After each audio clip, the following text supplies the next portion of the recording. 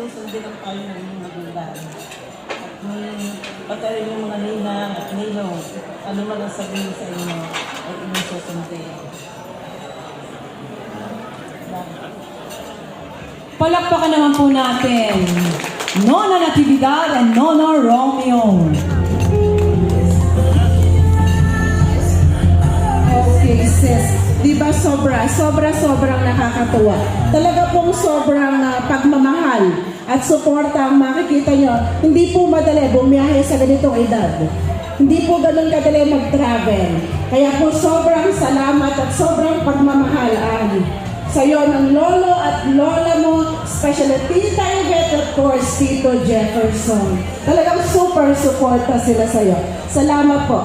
Okay, good. Okay.